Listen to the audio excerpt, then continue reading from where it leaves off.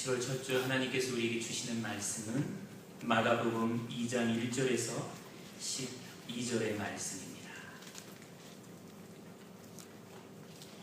신약성경 마가복음 2장 1절에서 12절의 말씀입니다. Mark chapter 2 verses 1 to 12. You can see the English verses there. 제가 하나님 말씀 받들어 읽겠습니다. 하나님 말씀 경청하시기 바랍니다. 수요일 후에 예수께서 다시 가버나움에 들어가시니 집에 계시다는 소문이 들린지라 많은 사람이 모여서 문 앞까지도 들어설 자리가 없게 되었는데 예수께서 그들에게 도를 말씀하시더니 사람들이 한 중풍병자를 4사람에게 메워가지고 예수께로 올세 무리들 때문에 예수께 데려갈 수 없으므로 그 계신 곳에 지붕을 뜯어 구멍을 내고 중풍병자가 누운 상을 달아내리니 예수께서 그들의 믿음을 보시고 중풍병자에게 이르시되 작은 자야 내 죄사함을 받았느니라 하시니 어떤 서기관들이 거기 앉아서 마음에 생각하기를 이 사람이 어찌 이렇게 말하는가 신성모독이로다. 오직 하나님 한 분 외에는 누가 능히 죄를 사하겠느냐. 그들이 속으로 이렇게 생각하는 줄을 예수께서 곧 중심에 하시고 이르시되 어찌하여 이것을 마음에 생각하느냐. 중풍병자에게 내 죄사함을 받았느니라 하는 말과 일어나 내 상을 가지고 걸어가라 하는 말 중에서 어느 것이 쉽겠느냐.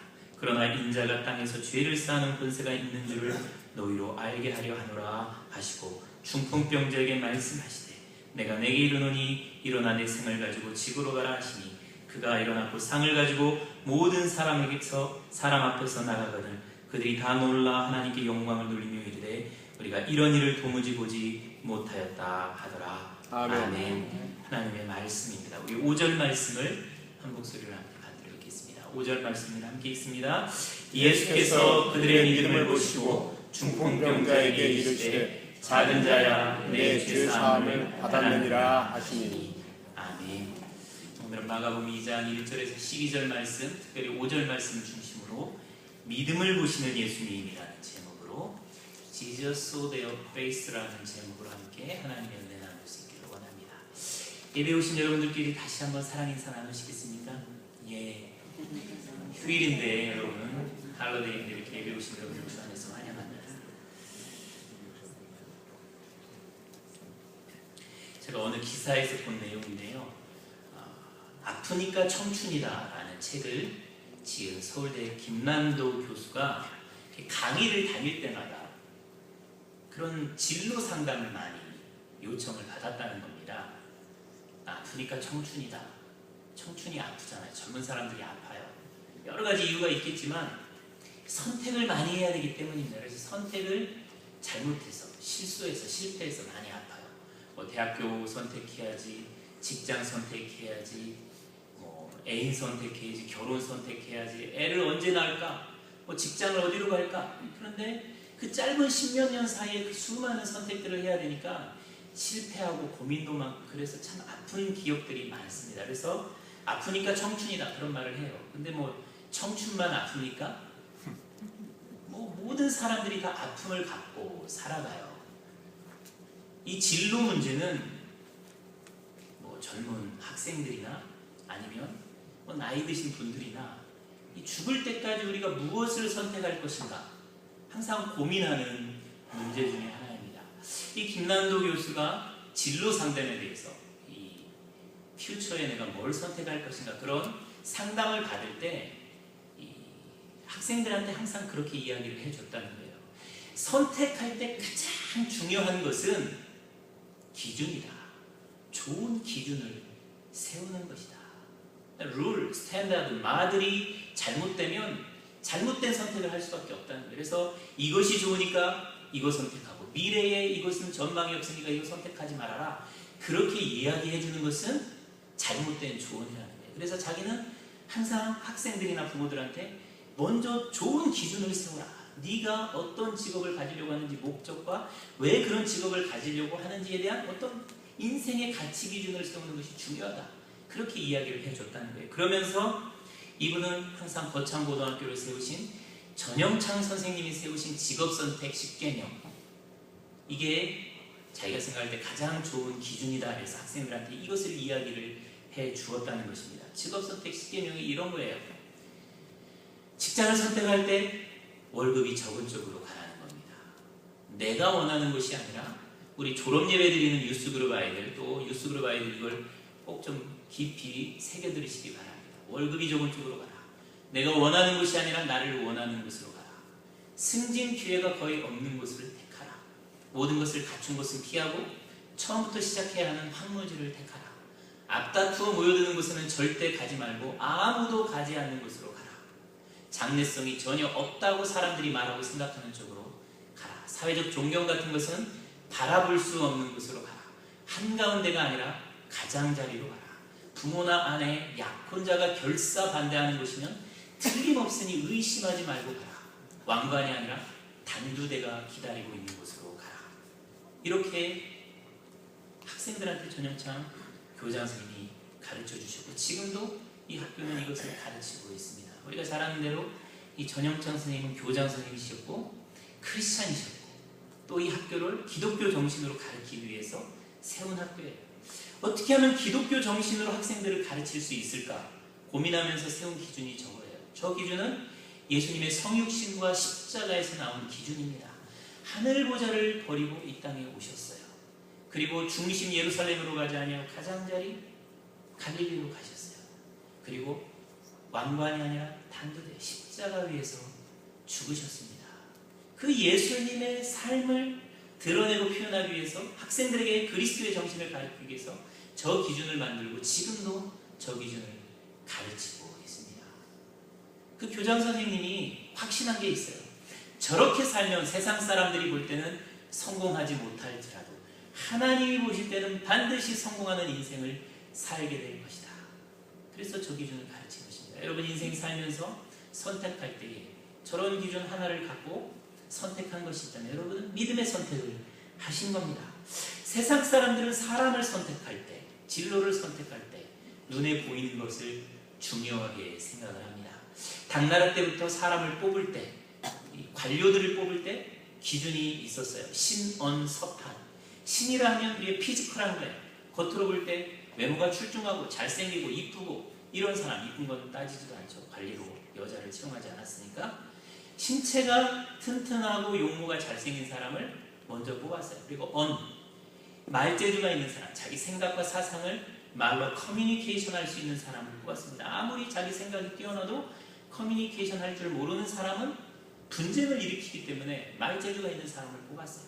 그리고 글씨가 그 사람의 인격을 표현한다고 해서 글씨를 이쁘게 잘 쓰는 사람을 뽑았습니다. 그리고 판단력, 지혜를 가지고 있는 사람을 뽑았어요. 그래서 그 사람의 지혜를 파악하기 위해서 항상 면접을 했습니다. 면접을 봐서 어려운 질문을 던지고 그 사람이 어떻게 지혜롭게 대답하는가를 두고 사람을 뽑았던 것을 볼 수가 있습니다. 세상에서 사람을 뽑을 때 그런 기준을 가지고 뽑습니다. 직장에서 사람을 뽑을 때도 겉으로 드러나는 스펙이 중요하죠. 어느 학교를 졸업했느냐, 학점이 어떻게 됐느냐, 그리고 토플이나 토익 점수는 어떻게 됐느냐, 유학의 경험이 있느냐, 그런 걸 가지고 사람을 뽑습니다. 또 고등학교 졸업하고 대학교를 뽑을 때도 SAT 점수, 그리고 GPA, 그리고 에세이, 그리고 레커멘데이션, 그리고 얼마나 익스피리언스를 가졌나, 이런 5가지를 중요하게 생각해서 사람을 뽑아요. 다 사람을 뽑을 때 그 사람들 나름대로 기준을 세워서 뽑습니다. 그런데 하나님은 어떤 사람을 뽑으실까요? 마가복음은 하나님이 이렇게 표현하면 이 알레고리컬한 거지만 면접을 보는 거예요. 마가복음 1장부터 16장까지 예수님을 만난 사람들은 다 예수님이 면접을 본 사람들입니다. 세례 요한, 예수님의 제자들 어부들, 베드로의 장모, 그리고 오늘 본문에 등장하는 중풍병자, 그리고 서기관들, 바리새인들, 다 예수님을 만난 사람들이 예수님이 면접을 본 사람들입니다. 오늘 본문에도 보면 예수님이 면접을 보는데요. 예수님이 면접 보는 두 부류의 사람이 등장해요. 하나는 중풍병자 걸린 이 사람을 데리고는 4명의 친구들이 등장합니다. 그리고 서기관이 등장해요. 그러니까 프렌즈하고 스크라이버가 등장을 하는 겁니다. 이 중풍병자의 4 친구들은 중풍병자를 낫게 하기 위해서 그를 메고 예수님한테 데리고 와요. 사람이 너무 많아서 들어갈 수 없으니까 지붕을 뚫고 그 환자를 데리고 옵니다. 예수님께서 그들을 보셨어요. 그러면서 그들의 마음에 있는 믿음을 보십니다. 그런데 서기관들은 예수님께서 중풍병자를 치료해주면서 한마디 하세요. 네 죄사함을 받았다. 그러니까 신성모독이다. 하나님 한 분의 죄를 사해줄 수 있는 사람이 누구냐? 이렇게 마음 가운데 생각합니다. 그래서 8절에 예수님께서 그 마음에 생각하는 것을 보시고 중심에 예수님께서 아시고 어찌하여 이것을 마음에 생각하느냐 그렇게 말씀하십니다. 그러니까 예수님께서 보신 건 뭐예요? 마음이에요. 마음. 예수님은 겉으로 드러나는 것을 보신 것이 아니라 마음을 보셨어요. 그리고 마음 속에 있는 뭘 보셨어요? 중요한 건 믿음을 보신 거예요. 중풍병자를 데리고 온 내 친구들에 있는 믿음을 보시고 예수님과 시비하고 예수님의 말을 비판하고 예수님을 의심하는 서기관들의 마음에 있는 불신앙과 의심을 보신 거예요. 그래서 예수님은 중풍병자의 내 친구들은 합격이고 서기관들은 불합격입니다. 이 합격과 불합격의 기준이 뭐예요? 마음과 마음 속에 있는 믿음이에요. 겉으로 보면 중풍병자들은 배운 것이 없는 사람들입니다. 서기관들은 배운 것이 있는 사람이에요. 서기관들을 되려면 좋은 랍비 학교를 졸업해야 돼요. 명문대를 졸업해야 돼요. 가진 것이 있으니까 공부를 했겠죠. 부모들이 훌륭했으니까 공부를 했겠죠. 서기관들은 겉으로 볼 때 많이 배웠지, 부자지, 집안 좋지, 뭐 겉으로 다 갖출 것을 다 갖췄어요. 근데 중풍병자의 친구들은 가버나움에 살죠.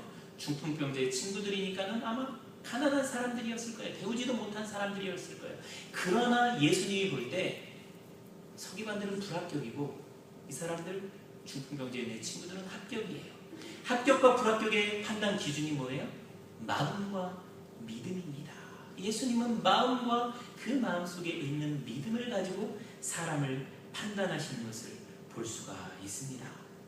좋은 믿음을 가지고 있나 없나 그것을 보시고 판단하기 때문에 아무리 많이 배우고 이 세상에서 아무리 돈을 많이 벌고 아무리 귀가 높아져도 하나님 앞에 갔을 때 면접에서 떨어지면 그것은 아무것도 아닌 것이 되는 거예요. 그렇다면 예수님이 보시는 좋은 믿음이란 어떤 믿음일까요?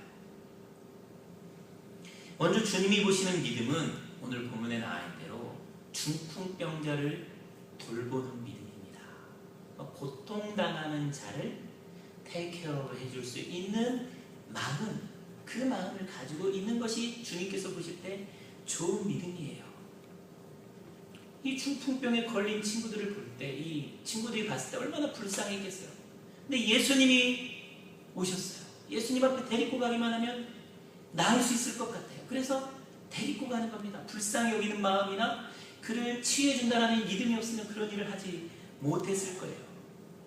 그런데 좀 생각을 해보면 이 사람들은 바쁘지 않았을까요? 중풍병자의 친구들은 바쁘지 않았을까요? 아마 굉장히 바빴을 거예요.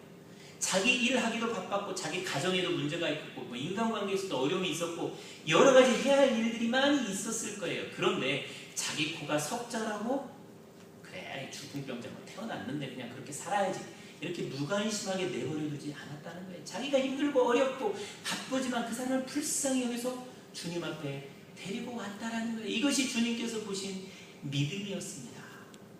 교회 다니는 사람들을 우리는 신앙생활하는 사람, 믿음생활하는 사람이라고 이야기를 합니다.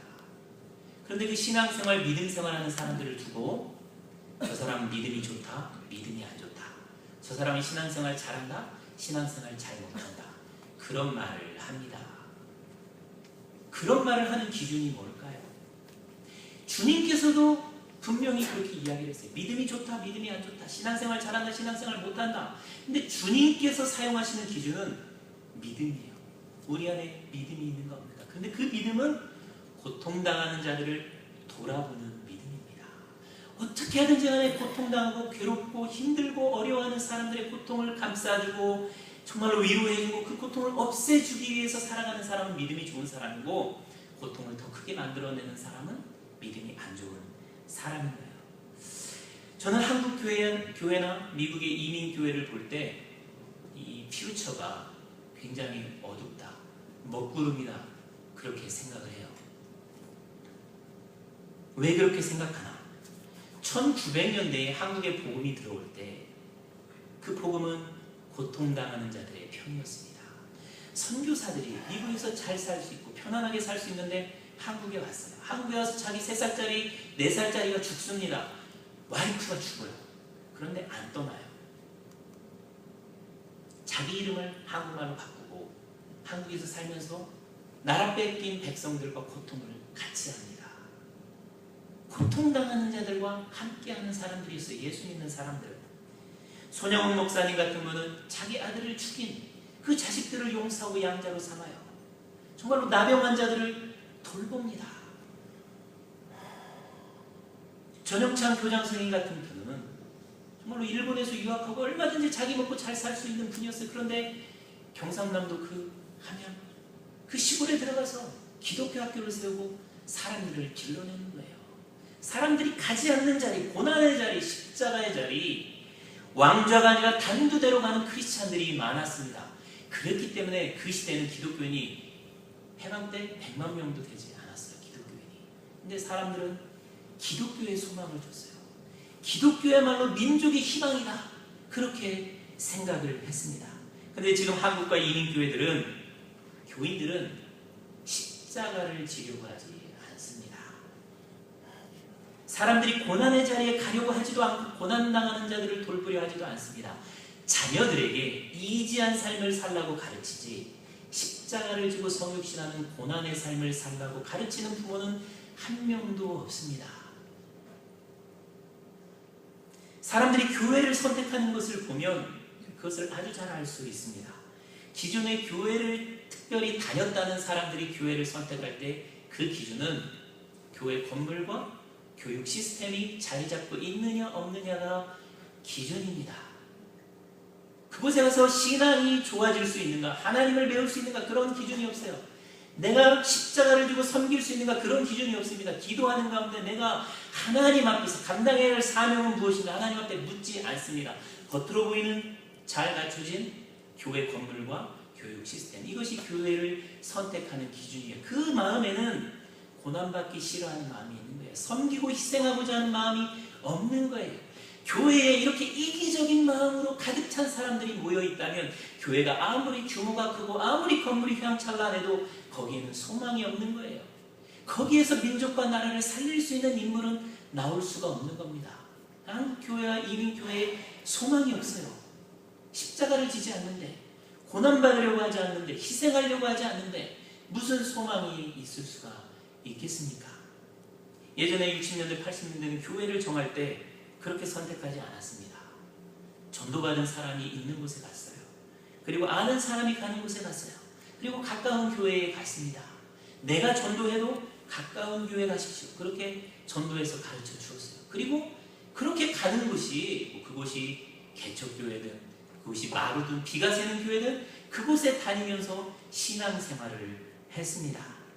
자기 이익을 먼저 생각하지 않고 어려운 교회, 어려운 목회자, 형편이 힘든 사람들 생각했어요. 그런데 지금은 그렇지 않습니다. 어느 누구도 그렇게 생각하잖아요. 가장 큰 기준은 자기 편리함입니다. 나한테 편한가? 나한테 유익한가? 이기적인 거예요. 이기심이 가장 큰 선택의 기준이 된 시대에 우리는 살아가고 있습니다. 여러분, 아니라고 반박할 수 있을까요?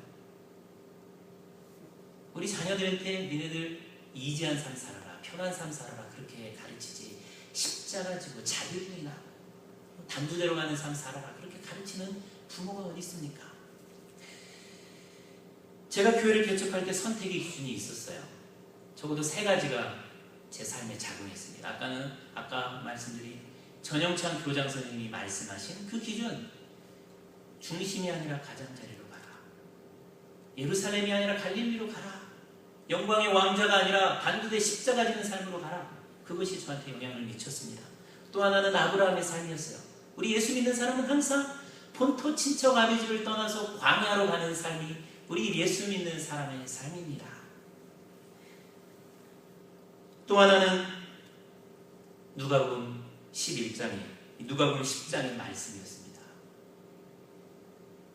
그때 내가 정말 성경 공부를 하고 있었어요. 근데 그때 선한 사마리아인에 대한 말씀을 묵상하는데 이 4명을 버리고 제가 다른 곳으로 가는 것이 마치 강도 만난 자를 버리고 그냥 모른 채 하고 지나갔던 레위인이나 서기관이나 바리새인이나 제사장과 같다라는 깨달음을 주셨어요. 그래서 도저히 갈 수가 없었습니다. 그 당시 저를 오라고 하는 곳이 있었어요.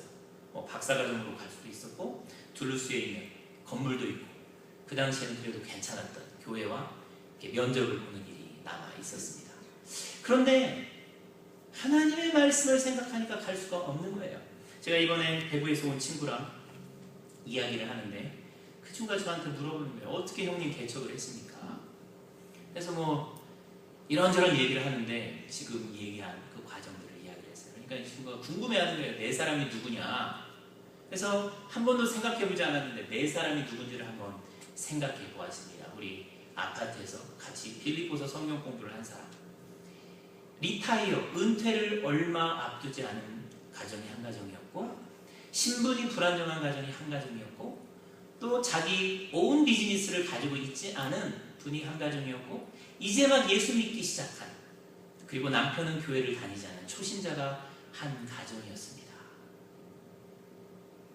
제가 그렇게 이야기를 하니까 이야기를 듣고 있던 그 친구가 형님, 참 형님 이 제정신으로는 하기 쉽지 않은 결정을 하셨네요. 그렇게 이야기를 하는 거예요.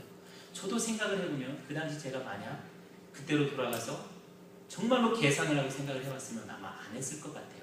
리타이어 얼마 앞두지 않은 분, 자기 온 비즈니스 없는 분, 이민 생활하는데 신분이 불안정한 분, 인자 초신자고 남편도 신앙생활 않는 사람들하고 교회를 개척한다. 이건 정말로 맨정신이 아니고 이건 정신이 이상하기 때문에 하는 일이에요. 그런데 하나님께서 그렇게 결단을 하니까 믿음으로 동일하게 선택하는 많은 사람들을 보내주셨습니다. 아무것도 갖추어지지 않고 미래가 불확실하고 불안정하고 어떻게 될지 모르는 이 교회에 믿음으로 오신 분들이 있어요. 그러니까 믿음으로 선택해서 오신 거예요. 교육 시스템도 없고 건물도 없는 교회에 올 때는 믿음으로 선택을 해서 온 겁니다. 하나님께서 지금은 어떤지는 모르지만 이 교회에 있는 분들은 그래도 적어도 한때는 믿음으로 선택을 한 경험들이 있으신 분들이에요. 눈에 보이는 것이 아니라 믿음으로 선택했던 경험들이 있는 분들입니다. 주님은 분명 그 믿음 받으신 줄 믿습니다. 두 번째로 주님께서 보신 믿음, 주께서 좋게 판단하신 믿음은 이 장애물 역경을 극복한 믿음입니다. Faith that overcame the obstacles. 믿음대로 살려고 하는데 친구들이 정말로 이 친구를 중풍병자를 예수님께 데리고 가기만 하면 예수님이 치유해 줄 수 있고 낫게 해줄 수 있는데 믿음대로 살려고 하는데 장애가 있었어요. 어려움이 있었습니다. 그 어려움은 두 가지. 하나는 사람이란 장애물이고 다른 하나는 물리적 환경이라는 장애입니다. 우리가 믿음으로 살려고 하면 항상 이 두 가지 장애가 따라요. 사람 장애와 객관적인 환경의 물리적 장애입니다. 사람 장애는 어떤 장애예요? 이 중풍병자는 혼자는 데리고 올 수가 없습니다. 여러분 누워있는 사람 혼자 매가지고 데리고 올 수가 없어요. 적어도 2명, 3명, 4명이 필요한 거예요. 이 사람을 데리고 와야 되겠다라고 생각한 사람이 이 사람 데리고 가기로 친구한테 이야기를 했어요. 야 데리고 가자. 분명히 거기에 의견 교환이 있었을 겁니다. 뭐 예수님 치료해 주겠냐? 아니야 치료해 줄 거야. 그래 치료해 줄지 모르니까 데리고 가자. 우리 2명이 데리고 가니까 힘드니까는 2명 더 데리고 오자. 4명이 데리고 갔었는데 사람이 너무 많아요. 거기서도 분명히 4명이 디스커션을 했을 거예요. 야 이건 우리 오늘은 도저히 이 사람 데리고 갈 수 없으니까 다른 날 가자. 무슨 소리야 오늘밖에는 기회가 없으니까 오늘 또 데리고 가자. 야 지붕 올라가자. 무슨 소리야 미친 소리만 지붕에 올라가서 어떻게 그 사람 내려볼 수 있어. 분명히 4사람 사이에는 이 디스어그리가 있었을 거예요.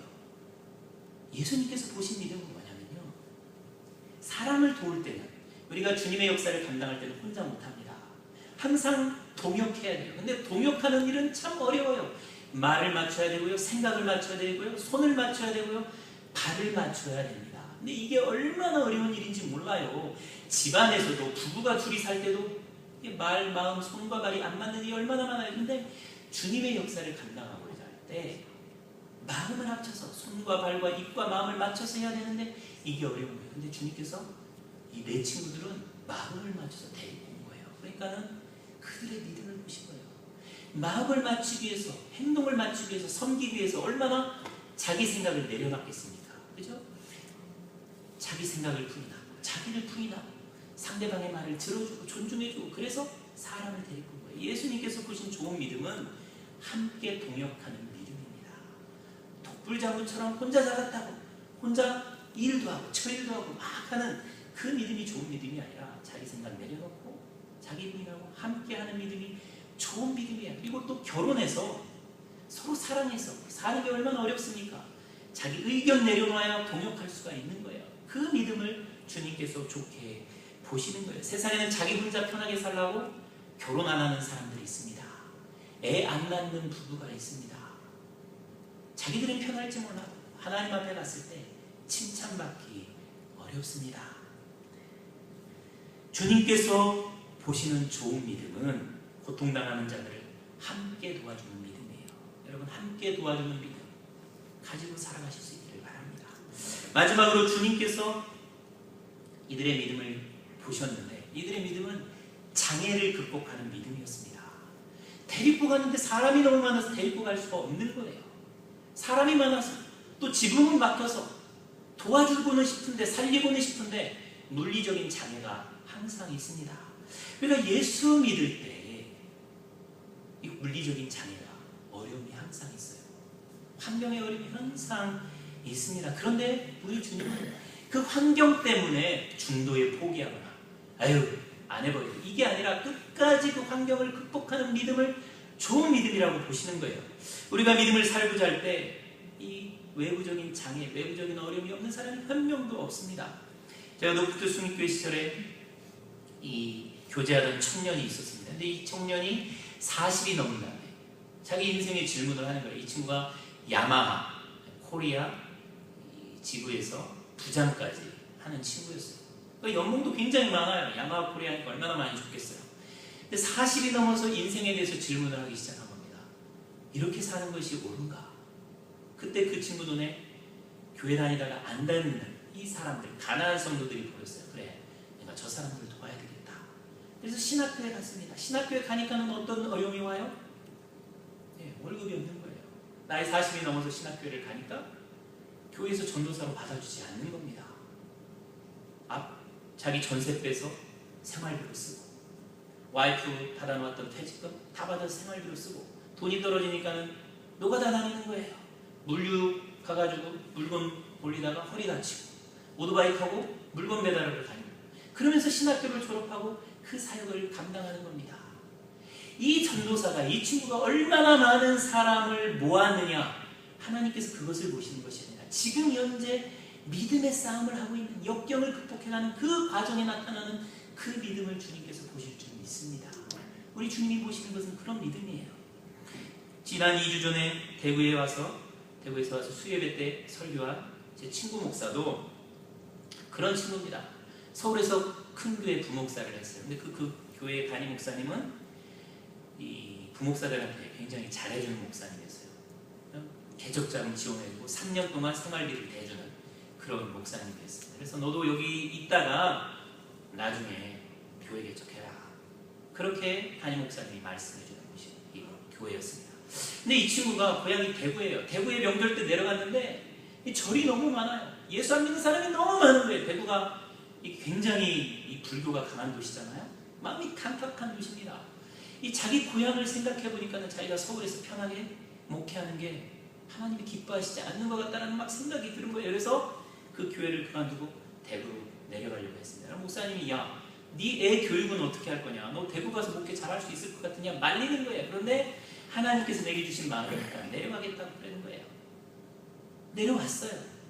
내려와서 어느 교회에 부목사 사역을 하고 있었습니다. 근데 이 친구가 간증하는 건 뭐냐면 사람들이 야, 자식 공부시키기 위해서 다 서울로 가는데 왜 너는 네 자식 데리고 대구로 내려가느냐? 그런데 지금 그 아들이 여기 미국에 와 있습니다.